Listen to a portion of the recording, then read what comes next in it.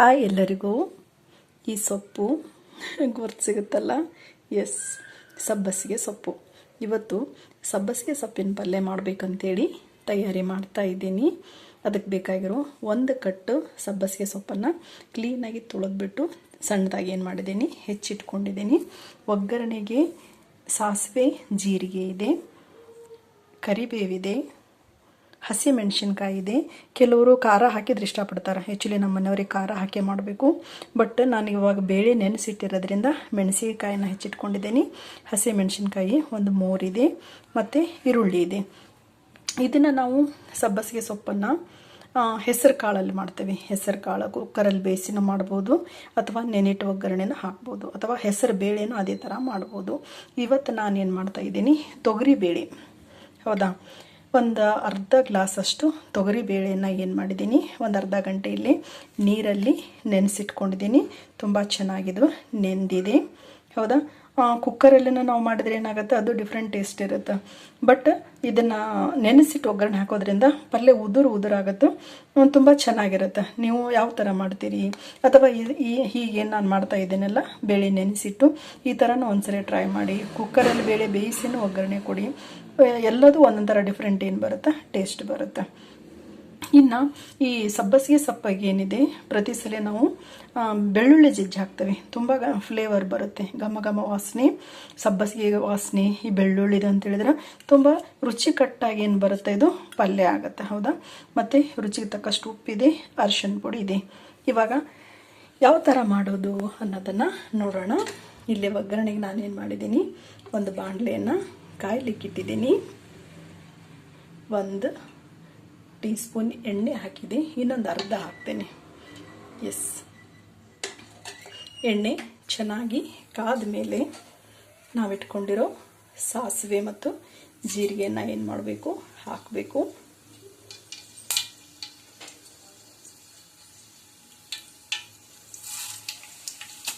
S, ಸಾಸಿವೆ ಜೀರಿಗೆ ಚಟಪಟ ಅಂದ ಮೇಲೆ ಕರಿಬೇವು ಹಾಕ್ತಾ ಇದ್ದೀನಿ, ಹಸಿ ಮೆಣಸಿನ್ಕಾಯಿನ ಸೇರಿಸ್ತಾ ಇದ್ದೀನಿ, ಜೊತೆಗೆ ಈರುಳ್ಳಿ. ಸ್ವಲ್ಪ ಎಣ್ಣೆಯಲ್ಲಿ ಏನಾಗಬೇಕಿದು, ಈರುಳ್ಳಿ ಅದೆಲ್ಲ ಫ್ರೈ ಆಗಬೇಕು. ಆಮೇಲೆ ಬೆಳ್ಳುಳ್ಳಿ ಸೇರಿಸ್ಬೇಕು. ಬೆಳ್ಳುಳ್ಳಿ ಬೇಗ ಇದಾಗ್ಬಿಡುತ್ತೆ, ಬಾಡ್ಬಿಡುತ್ತೆ ಅದು. ಹಾಗಾಗಿ ಈರುಳ್ಳಿ ಅರ್ಧ ಬೆಂದ ಮೇಲೆ ನಾವೇನು ಮಾಡಬೇಕು, ಬೆಳ್ಳುಳ್ಳಿಯನ್ನು ಇಲ್ಲಿ ಸೇರಿಸ್ಬೇಕು. ನೋಡಿ, ಬೆಳ್ಳುಳ್ಳಿಯನ್ನು ಇಲ್ಲಿ ಸೇರಿಸ್ತಾ ಇದ್ದೀನಿ.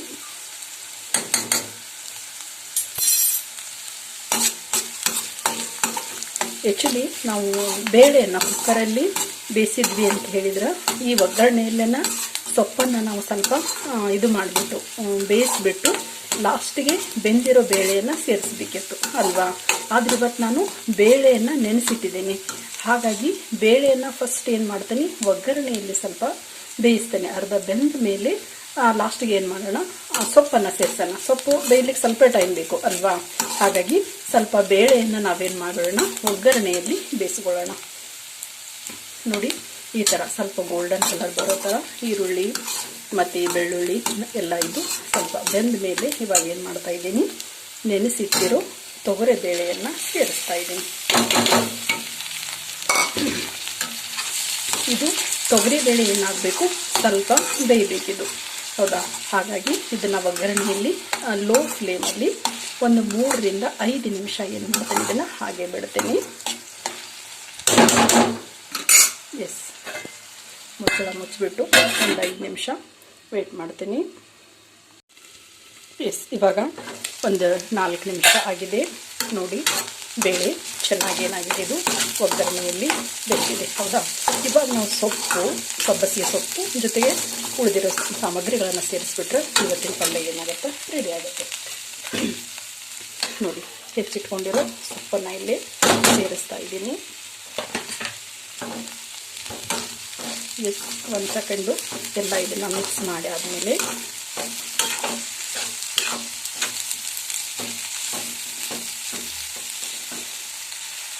ಸಬ್ಬಸಿಗೆ ಸೊಪ್ಪಲ್ಲಿ ತುಂಬ ಘಮ ಘಮ ವಾಸನೆ ಬರ್ತಾ ಇದೆ, ಹೌದಾ. ಇಲ್ಲಿ ಅರ್ಧ ಟೀ ಸ್ಪೂನ್ ಏನು ಮಾಡ್ತಾ ಇದ್ದೀನಿ, ಅರಿಶಿನ ಪುಡಿಯನ್ನು ಸೇರಿಸ್ತಾ ಇದ್ದೀನಿ. ಜೊತೆಗೆ ರುಚಿಗೆ ತಕ್ಕಷ್ಟು ಉಪ್ಪು. ಸ್ವಲ್ಪ ಸೊಪ್ಪಿರೋದ್ರಿಂದ ಉಪ್ಪು ಹೆಚ್ಚಿಗೆ ಹಿಡಿಯೋದಿಲ್ಲ. ಸ್ವಲ್ಪ ರುಚಿಗೆ ತಕ್ಕಷ್ಟು ಉಪ್ಪನ್ನು ಸೇರಿಸ್ತಾ ಇದ್ದೀನಿ.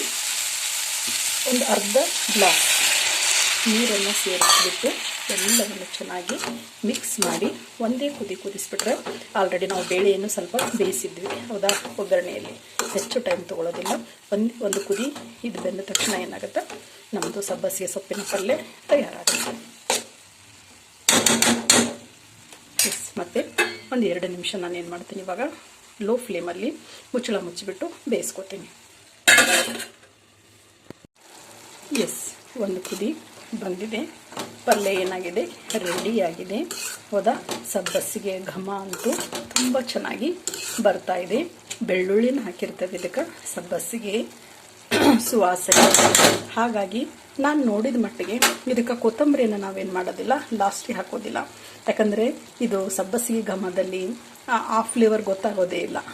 ಹಾಗಾಗಿ ಕೊತ್ತಂಬರಿ ಅಂತೂ ಆ್ಯಕ್ಚುಲಿ ನಾನು ಯಾರು ಹಾಕಿದ್ದು ನೋಡಿಲ್ಲ, ಲಾಸ್ಟಿಗೆ ನಾನು ಹಾಕ್ತಾ ಇಲ್ಲ. ಹಾಗಾಗಿ ನೋಡಿ ತುಂಬ ಚೆನ್ನಾಗಿ ಬಂದಿದೆ, ವಾಸನೆ ಅಂತೂ ತುಂಬ ಚೆನ್ನಾಗಿದೆ. ಉದ್ರಗಾಳಿನ ಪಲ್ಯ ಅಂತ ಹೇಳ್ತೀವಿ ನಾವು ಇದನ್ನು. ಸ್ವಲ್ಪ ನೆನೆಸಿಟ್ಟು ಒಗ್ಗರಣೆ ಹಾಕೋದ್ರಿಂದ ಪಲ್ಯ ಉದುರಿರುತ್ತೆ. ನಾವು ಕುಕ್ಕರಲ್ಲಿ ಮಾಡಿದ್ರೆ ಏನಾಗುತ್ತೆ, ತುಂಬ ಹಣ್ಣಾಗಿ ಬಂದುಬಿಟ್ಟಿರುತ್ತೆ ಬೇಳೆ ಹೌದಾ. ತುಂಬ ಚೆನ್ನಾಗಿ ಬಂದಿದೆ. ನೀವು ಈ ಥರ ಒಂದ್ಸಲ ಟ್ರೈ ಮಾಡಿ ಅಂತ ಹೇಳ್ತಾ ಇವತ್ತಿನ ವಿಡಿಯೋನ ಮುಗಿಸ್ತಾ ಇದ್ದೀನಿ.